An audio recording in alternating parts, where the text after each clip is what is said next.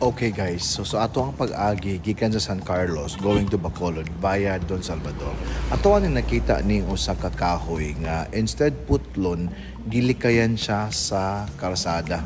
Gi-preserve siya kumbaga. Ngano ka no? It's gone. Wala ang iyang description.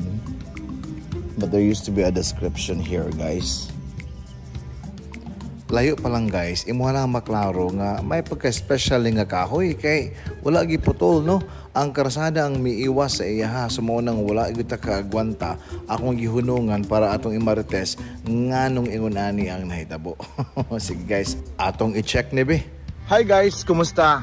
We saw this tree guys in the middle of the road nga wala gyud siya gipukan o wala gyud siya giibot during the construction. There used to be like a description here.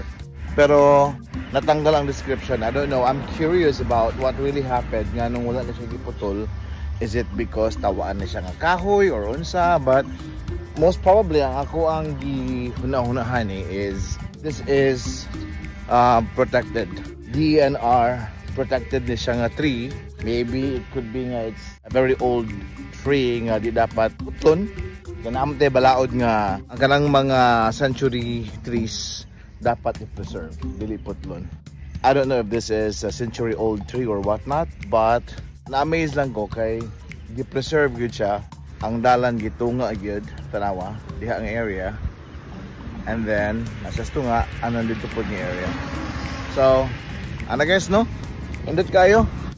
How I wish even ana ang pag-construct sa dalan ba no nga instead nga pang putlo ng mga kahoy, likayan.